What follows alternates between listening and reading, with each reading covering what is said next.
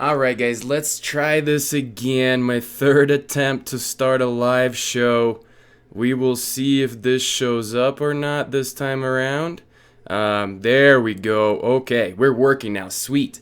Okay, guys, so we're going to be talking today all things, not all things, but foundation of exercise, right? What kind of things you need to do to avoid injury, what kind of things you need to do in order to create a plan that's going to ensure that you're progressing through movement the way that you're supposed to. So, guys, this is 10% Fitter Method Show. It's focused on 4 components of health. After 10 years of exercise, nutrition coaching, health coaching in many different formats, I've developed this method to help people. What's going on, Chris? I've developed this method to help people for folks that are a little bit more busy than your average self, than we should be. Now, that's basically everybody, but it's people that are not going to go for all or nothing approach, who've tried doing all or nothing and it just doesn't work. So today we're going to talk about foundations of movement. How to basically start it out and how to not get hurt and what kind of things you need to do to make sure that your movement is progressing. Chris, I'm doing great, brother. How about yourself, man? Just doing my little lives 4 times a week right now, which, guys, I will send you guys a survey. I want to know from listeners how frequently you want to see my lives. I don't want to be annoying, but I do want to give you guys as much information as I can to help my mission of helping 10 million people to realize their potential by impacting their body and mind in order to create more human sustainability in the world. So if you want to see more frequency, let me know. If you want to keep it the same, let me know. If you want to see less of it, let me know. I'm considering either doing a once a week show, maybe for an hour and putting all 4 components in there, or keep breaking it up, a little bit snips of maybe 20, 30 minutes a day, Monday through Thursday. But 9 a.m. Mountain, 8 a.m. Pacific, 11 a.m. Eastern is when this show happens. And I'm Anton. For those of you who don't know me, I'm a health coach, life coach, different verticals of coaching I've done many different years. But when you're starting out an exercise journey, right, let's dive right into it. What do you need to be doing? You have to prepare your body for movement. There's a specific way that your body is designed to move. But because of your daily actions, like perfect example, driving. When you're driving, you're sitting in ways that are not designed to be. If you notice when you drive, we typically lean. That lean creates some contraindications in the body, which means that it creates tightnesses and weaknesses in certain areas that move your body from the positioning that it's supposed to be in when it moves naturally. So when you begin an exercise program, right, everybody wants to do the sexy stuff. Everybody wants to do the high intensity training things. Everybody wants to do explosive movements. Thanks, Jay. I appreciate that, man. Explosive movements and different things like that. And you're not ready for it. Let's play this out and they kind of put you into the state of mind. You begin a health journey. You're going to go and say, I'm going to do all these things and I want to make myself better. Kudos to you. I love you for that. That's so empowering. And you get to be the example for people around you. Like whoever, I think it was Gandhi that said, be the change you want to see in the world. By you getting healthy, you will teach your kids, your spouse, everybody else around you to be a little bit more healthy. So you are excited. You're like, all right, I'm going to do this. I'm going to go 5-6 days a week and get healthy. Whether you want to lose weight, improve your energy, maybe you want to just move with less pain, whatever, or you want to perform at a higher level, whatever the reason for that is. What happens? Now you get in the gym and you get this exercise video on YouTube that goes, all right, you're going to be doing jumping and flipping and all this stuff and it looks exciting. These trainers, they're just out of breath. They're high-fiving. They loving it. But they've been doing this for a really long time. Their body is conditioned to respond to that. So when their body moves, right, think about this. Here's your joint. Imagine this is your joint. When your body's moving, it's supposed to be working in the proper alignment. It's not supposed to shift, slide, or do anything like that. And when you jump, it's supposed to stay like that. Because when you're jumping and you're moving with velocity, there's a lot of force being put on your body. So if there's not a foundation of control that's established, what happens? A shift happens, boom, now we shifted off center. Now a muscle, a joint, or something gets tweaked and we create injury. So before you dive into this high intensity explosive stuff, you want to get stability established. So think about this like trying to launch a rocket out of a canoe in water. You can train for explosiveness, you can train to perform, and your body can be powerful. But if that water, because it's water, it's not stable, you don't know where that rocket's gonna go. There's no control of that movement. It's just gonna shoot really hard, but who knows where. So now we take that rocket, we put it onto a stable foundation instead of water, we put it on cement, flat surface. You can predict exactly where that rocket's gonna go. That's how your body functions, and that's what you need to do. So if you're just joining, guys, we're just talking about all things foundation of exercise, because today is Thursday and it's my 10% Fitter Method show on exercise. So talking about stability right now, your joint needs to be tight. The other way I would think about it, say you're trying to generate force off an end of something, off the, like your bone, right? Your bone is basically a lever, and the muscles use that lever to accomplish movement, to create, force. So imagine you stick a stick, which represents your bone, into a bucket, which represents your joint, right? So now we take and we put some sand into that bucket. I put the stick in. Can I generate a lot of force off the end of that stick? I can't. Why? Because it's not a solid foundation, so I can move it around. Now, if I take cement and I put it into that bucket, and now I freeze that, now I can do a lot more off the end of it because it's tight. I can generate a lot more force because there's a stable support. The same thing needs to happen to your body and your joints. So just prepping your system so your joints don't move all over the place. All right? So then think of this as making sure not that the joint is stable and can hold positioning. Make sure that the joint flows how it's supposed to flow. And I know I'm throwing a ton of science at you guys, or not necessarily science, but things that are kind of scientific. But pay attention to this, because I promise I'll connect the dots with analogy. But this is really important. So it's not just about can that joint stay in proper position, but can that joint go through full range of motion? Because what could happen if a muscle's tight, say a joint's coming in, and all of a sudden we get here tight, and then there's a shift that happens. So instead of going straight down and coming in flat, it shifts, and now it tweaks something and it pulls something. So you have to make sure you have good flexibility, good stability, and the last one is good mobility. This is where people get really confused and they just think it's one and the same. Mobility is the ability of a joint to move through full range of motion independent of muscle. This has to do with just the way the joint is set up and working on that connective tissue, the stuff that doesn't get a lot of fresh blood supply that also gets tight and you need to work on. So all of these things need to happen. So how do you create stability? That's going to be control. So think about doing very slow and controlled movements in off-balance exercises. Perfect example would be if I stood on a single leg and I'm balancing, right? My body's having to shift, so my abdominal muscles are going to be activating and supporting my spine. That's really important. That's why like planks and different movements like that are good. But now I'm going to go through a range of motion, which means I have to maintain that control. So those muscles that are responsible for holding start to get better. So when you're doing stability exercise, guys, usually month one, I would say do about 30 days of stability. You want to do things like three sets of about 15 repetitions and take about 6 to 8 seconds to complete each exercise, each repetition, I should say. So it's very slow, control down, pause, slow, control up. During this time, the body's wanting to wobble, but all those holder muscles are controlling that. So you practice that over time and you get better and better. Then you can work on your, same time, you work on your flexibility. You have to understand flexibility, it's not just about bending over and touching your toes. If you're just joining, guys, it's talking about all foundation of exercise, how to start an exercise program and not get hurt. But basically flexibility, there's static stretching, which I can bend over and touch my toes. This is where most people are familiar with. You lengthen the muscle, so under that state, it tends to lengthen out longer and longer and longer, and we're able to do that better. But that's not the only way to do it. When you do that kind of stretching, it's actually better to do it post-exercise. You in PE classes, physical education classes, and maybe old coaches in sports taught you, before a run, bend over, touch your toes.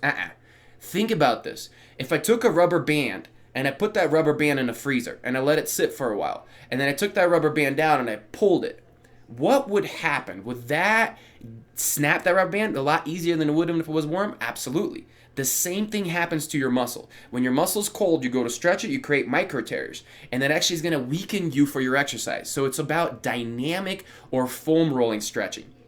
Dynamic stretching is when you just move a little bit, right? So instead of like holding for a long time, I may bend over, slowly exhale, touch my toes. On an inhale, I'm coming back up, raising my hands up in the air.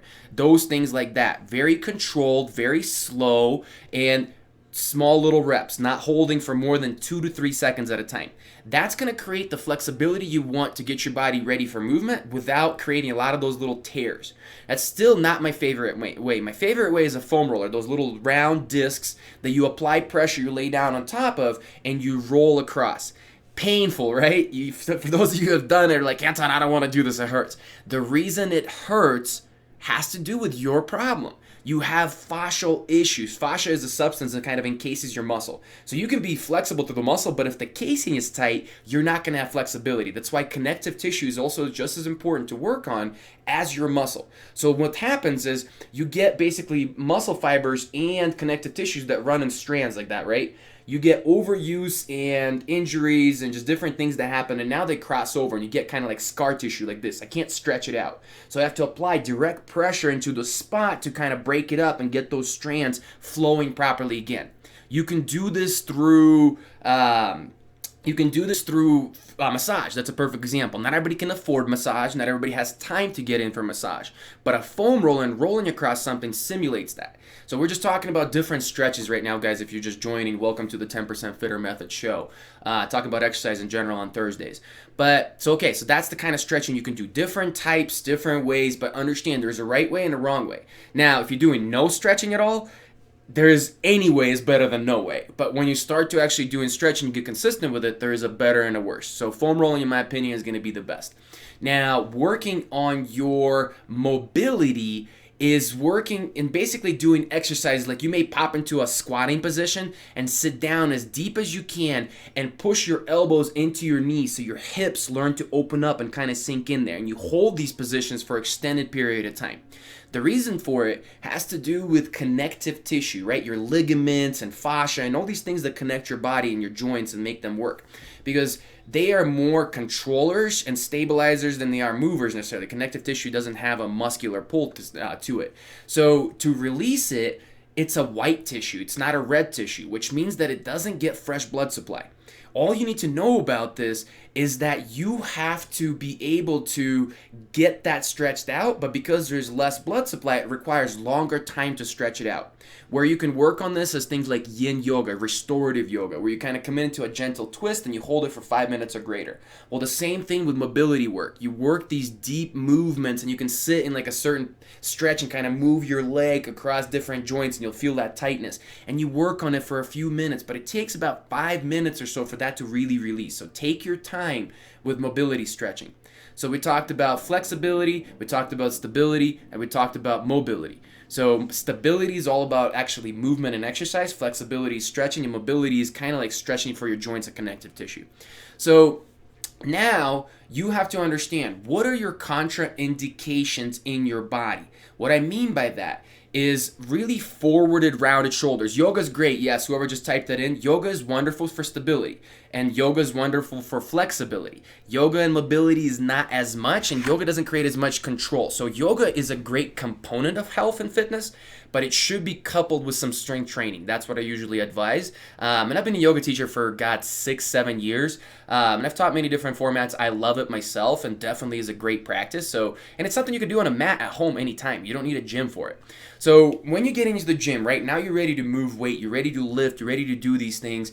You have to make sure that your body uses the muscle that is designed to use when creating this movement, right? So what does that mean? Shoulders being rounded forward. This is a common thing, right? So let me turn around. You'll see kind of a forward neck posture and kind of rolled shoulders. This is a normal posture these days. Why? Because of our cell phone, because of things like that. Those things start to happen. So in order to move properly, say I go to press and I want to use good stability through the shoulders, but if this is how my posture is all the time, my neck is overactive.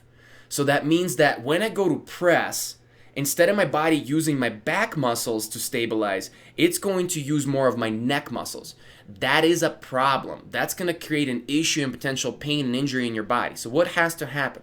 I have to get my back muscles stronger. My lats back here has got to get stronger, because what they're going to do is they're going to pull my shoulders down so they're not forward shoulder rolled. And when I'm doing my pressing motion, they're going to control my shoulder, and it's going to sit where it's supposed to sit, versus my neck trying to do that and that shoulder kind of floating everywhere. So then we create a lot of pain and issue, rotator cuff injuries and things like that.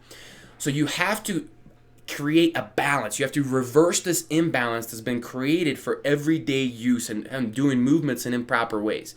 And your body starts to over time remember that, no, I don't want you to use this for this movement. I want you to use this for this movement. In order to control them, we actually can do a good chest press, whatever that may be.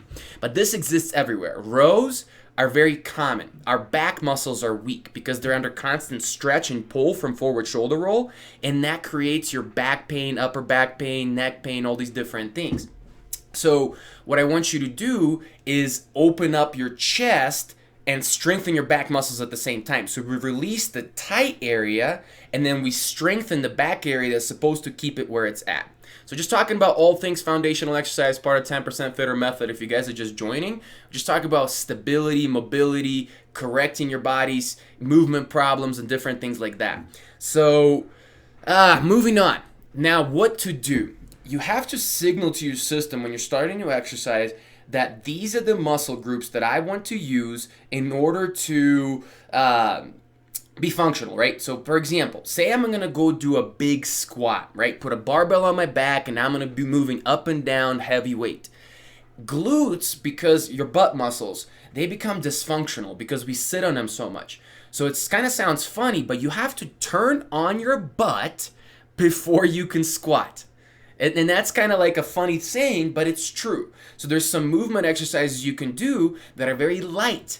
They're not going to be so heavy, and they're isolated to basically you put your body into a position that it only can use really that muscle group to wake it up. Now you woke it up, you created that mind-body connection that's what we want to use. Now when we go to squat, we're going to be able to use that muscle. The same thing for your core. Your lower abdominals, ladies, especially post-pregnancy, your lower abdominals are shot. There's just very weak hip control. You know, it's not funny, but it happens. You jump, you pee, you sneeze, you pee, because that lower pelvic floor is just not as strong. So re-strengthening, it has to do with core control and breathing, different things like that. But we have to activate that core with some movements to be able to use that in a squat, because we need that hip stability that comes from that abdominal exercise. So understand, you would do a little bit of a core movement, very basic, very light, could be like a plank, right, on your forearms. Then you would do a little glute bridge, which you're laying on your back, your your hips are by your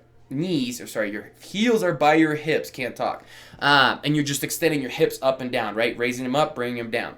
Light activation, do it for a couple sets, now move into your heavier weights because your body's primed, your body's ready for that. So all those things have to happen, right? So the other thing is correcting imbalances. You want to make sure that one side is not stronger than the other. And I mean by that, like, think about your body as front and back, top and bottom, like different things like that. So I want to make sure that my pressing motion is not much more stronger than my pulling motion. If that's happening, that is an imbalance. Imbalances create injuries because they create a roundabout way for your body to move, and then all of a sudden they start, to create problems because the joints get hurt and different things happen. Guys, by the way, if you have any sort of starting exercise program questions, put that in there right now and I'll answer it for you guys. And also smash that like button, because if you hit like, you will make sure you'll be notified about my live notifications. If that's annoying you guys, I had somebody reach out to me and say, hey, people are unfollowing you. I noticed I lost like 100, 200 followers every time I go live. They're not my followers, guys. These are people that want me to like their stuff, so they followed me, so I follow them back. If me giving away free information for people and trying to pour into our community to give you health resources is bothering somebody because they get a little live notification, I'm sorry, guys. Adios. Like, I love you. Thank you for being my follower. But if that's the reason that you unfollow me, we're not really meant to be connected, because I am here to give. I'm here to educate. That's the primary reason I came to LinkedIn. I was never even trying to use it as a business, because I was posting on LinkedIn well before I was even trying to be an entrepreneur. Now now I coach. So of course I say knowledge is free. Here's all this information. Go run with it. Go do it. If you fail because the application of it is stuff, I'm here to help. But once again, let me give you a bunch of information, try it out and go. Because I believe in self-sustainment. The number one thing that I try to accomplish for my clients as a coach is to get you to a point where you never need me or another coach for that matter when it comes down to health and life. Because I teach you the tools and the system, and you can modify those systems by understanding what the progressions are, and then you never need to invest into coaching again.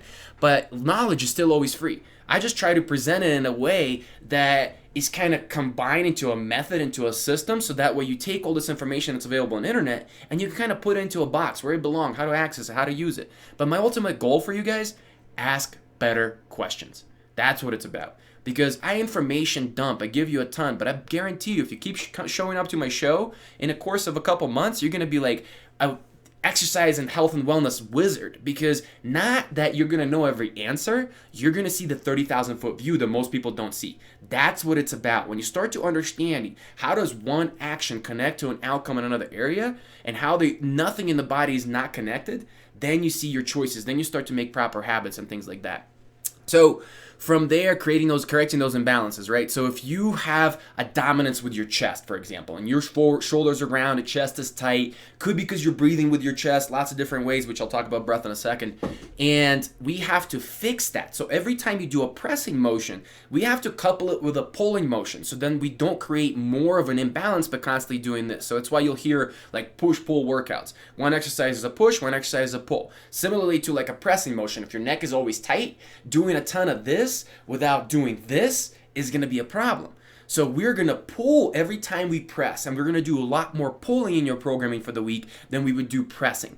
And in the next week, what I'm going to cover is a difference between working out and programming. There is a massive difference between just coming in and doing a workout and actually having a system built in that progresses the workouts in a progressive way that are built on each other with an outcome in mind versus just moving. And that's way better for you than just working out. I mean, if you're not working out at all, get in a gym and do that first. And then if you're ready, do a program. And I'll talk about that next week and different kind of styles of them and how to put it together. So just remember, Mondays is going to be health mindset. Tuesdays is going to be internal health. Wednesday is going to be nutrition, and Thursday is going to be movement of some sort. That's what my 10% Fitter Method show is about. So tune in, guys. 9 a.m. Mountain, 8 a.m. Pacific, 11 a.m. Eastern. Anybody that liked this today, what I'm going to do is I'm going to send you a link. I want a survey. I want to find out what topics you want to hear about. I want to find out what frequency you want. And I want to find out what time of the day works best for you guys. Because you are my clients, even though you're not paying me, I do this for you. So I need to find out what best suits you. Of course, you can't accommodate everybody, but I'm just going to take the majority and say, based on what you're telling me, this is what my audience wants. Because if 4 times a week is too much, I'll make a great show for 1 time a week. Whatever you want, whatever is easiest for you to digest and kind of comprehend. But understand, my ultimate thing, it's not about me being visible. My ultimate thing is to teach you what you're missing, to open up your eyes. So sometimes it's not the best marketing ploy. I may not use the best strategy for marketing because I'm using the best strategy for education. I'm using what I've done. If I just dump it all at once and all 4 components in a day, sometimes it's tough to comprehend. But if you have a separation of a day each, maybe better. But that could be just me, so find out, and I'll send you guys the survey, and you can let me in. Let me in on your kind of thoughts. So the other thing about foundation of exercise, breathing. Let me say that again. Breathing. What? What do you mean, Anton, breathing? I breathe no problem, in and out. You mean I need more cardio? That's not what I'm saying. Breathing diaphragmically. So you mean I have to breathe to where my belly sticks out when I breathe? No, thank you. I got to suck it up and keep my chest up here because my belly's nice and sucked in here. That creates stress. That creates movement pattern issues. That create weaknesses in your body. We're designed to breathe down here in the belly, right? Midline, right here. Not here in the chest. So when that goes wrong, you have issues. Those issues stem to your sleep, stem to your irritability, stem to your appetite. They connect to everything because they connect to stress. Now, I'm not telling you this is not a stress management time because I do use breath for that. But when you're moving, start to create right breath patterns before you start that movement. The reason for it has to do with because you need your diaphragm to be functional to have a good core movement, and breathing has a lot to do with it. So lay down on your stomach. A lot of times what I do is I lay down my stomach flat, and I'll put my hands right underneath my belly. I'll put one hand there and the other hand on my low back. And what I want to do is I want to expand my breath as much as I can into those areas. Hold for 2 seconds and then let it go. So 5 seconds in, slow expansion. Hold that contraction for 2 and then slowly let it out. If you have back pain, guys, just that kind of breathing daily will alleviate a lot of that stuff. You'll notice like you're breathing, and sometimes by breathing, spine starts to adjust because diaphragm plays a role with all that, because it plays a role with the core. So most people don't think that I need to breathe a certain way, but you absolutely do. Now, even thinking about breathing during exercise, your core needs to be braced. So I teach people, say when you're squatting, guys, if you're just joining, we're just talking about all things exercise. My name's Anton, 10% Fitter Method Show, all that good stuff. Join in every week. But anyway, so if you're breathing, you need to hold your core. So say I'm going to go do a squat, right? How a proper squat should look with breath is I'm going to take the deepest breath possible, but I'm not going to fill up here. I'm going to fill up all the way down here. And then I'm going to squeeze and hold everything really tight. Then I'm going to begin to lower down, controlled, stand up. And now once my body's past that sticky point, once I kind of almost stand up, now I'm going to exhale. Why is this important? Especially when you have a lot of weight. When you don't have a lot of weight, it's not as big of a deal. But when there's a lot of weight on your back, if I hold my breath, right, just kind of trying to show you guys here. If I hold my breath when I squat, my hips are going to be nice and aligned. But the minute I let go of that breath, now my hips are going to break. And then my back is going to engage to try to compensate for the hip weakness. And it all has to do with breath. So many people hurt their lower backs because they don't breathe properly. All of this has to do with starting exercise. But how many of us just get into the gym and start moving and thinking, I just do a little bit of this, a little bit of this. For what? Like, that's always my question. Whenever I see somebody doing something in the gym, even if it's stupid, like even if I think it's the most wrong thing ever, I never assume. I come up and I say, what are you trying to accomplish? What are you working on here? Oh, I'm doing a lat pull down. This is not a lat pull down, but I wanted to make sure it wasn't, something else that they had in mind. So you break it down, teach them and move correctly. There's a proper and improper way to move things. And coaches, they know how to cue you. So perfect example, right? Say I'm doing a row, and that means that I'm sitting here and I'm pulling back and forth. That's a row. What you'll see a lot of times is people pull from the wrist. So it looks more like this. You see kind of how my wrists are moving in. When I pull, it's kind of breaks like this. That means the pull is coming from here. The pull should be coming from the elbow because I'm using my back muscles, right? So what you'll see when the pull is coming from the elbow versus the wrist, the line of the cable will be followed. You will not see a break here because the wrist is pulling. So body wants to use your bicep because this is much stronger than your back. So it'll try to pull that wrist in. And when you're doing rows, you'll feel a lot of bicep engagement and they're burning out. If that's a problem for you, you need to work your back muscles. You need to understand how to do that properly. So all of these things play a factor in your movement. It's not as simple as you thought, right? But the thing is, if you guys keep tuning in, I'll keep teaching you. But if you need help, guys, I'm happy to give you a consult. I'm happy to just sit down for an hour. I've done over 5,000 consultations in my over 10-year career. What I do in my consults is similar to this, but it's a little bit more fast-paced and concise. So I cover nutrition, I cover internal health, I cover how to move, all these components. And I also dive into mindset. And I give you everything. I give you a program in a consult. Why? Because the reality is it's not about knowledge. If you struggle, it's not going to be because of lack of knowledge. It's because of application. It's custom tailored to your lifestyle. So I'll give you the program because what I want to see is, great, if you want to do this on your own, kudos to you because that's what it's about. It's about being self-sustained and never needing a coach. But what is your goal for 30 days? You set a goal for yourself. If you hit that goal, great. I'll even give you more information after that to keep building on it. Because guess what? Even if you're not buying coaching from me, let's get real. If I'm giving you all the information, you see in amazing results, do you think your friends are going to say, hey, I want that? And then you may give me a referral. So I believe that if you treat every person as a client, whether they pay you or not, you will have good results as a business. So that's why in consultations, it gives so much away. And then we set up a follow-up, maybe, 15-minute check-in 30 days down the road, and we add to it. Or we say, hey, now you had all the knowledge. Now you knew what to do, but it didn't happen. That means knowledge is not the problem. You need application. Application can't be done on your own. You need advice, you need accountability, you need coaching, you need different things like that. So the link is in my profile. It is under my contact. It's my Calendly. Go in there, grab the link, and I will be able to take you through. You'll get this, worksheet, all this stuff in there, and I'll help you out. The other thing that I'm doing is on September 10th, I'm doing a health webinar, I should say, where I'm going to do internal health physiology. I'm going to assess all your guys' internal health symptoms and literally send you a questionnaire. You'll fill out this questionnaire, it's about 100 different questions, and then live, I'll go through them piece by piece. What does it mean when this happens? What kind of things going on internally that you may not understand and you're blaming yourself for lack of results? Like, perfect example, lack of motivation. We think it's a mindset issue. It's not. It is not a mindset issue. It is a physiological issue. It's a chemical issue. Because before you're a thought, you're a chemical response. Yes, our thoughts cause a vice versa, they cause chemical responses as well, but it's still address the chemicals first, thoughts become much more simpler and easier to control. So that's really all I have for you guys today as far as, 10% Fitter Method show goes. Just the last two announcements I already mentioned. Set up a calendar, set up a consult in my calendar. It's in my profile. And then join September 10th at 11 a.m. Mountain. And that's going to be 1 p.m. Eastern and 10 a.m. Pacific. I will do this show. You go to my link. It's in my previous live. Catch it in my link. I'll put it in the future ones as well. I just had some technical problems today. And you can join in. There's only 100 people. I'm only limited to 100 people because I just can't help that many at once with this kind of format. Plus, I have to send out an individual email to everybody with this PDF. So we'll set that up, and you can experience my coaching that way and set up a consult after that, or set up a consult prior to that so we can uncover some physiology stuff and you can be more versed when you're coming to this webinar. Guys, I'm telling you, if you don't know me, if you haven't seen how much value I give, when I give something free, come join it. Come join it because I promise you, you will be blown away. I will give you more with free stuff than most people do with paid. I've been doing this a really long time. I'm not trying to sound cocky, but health and wellness I know like the back of my hand.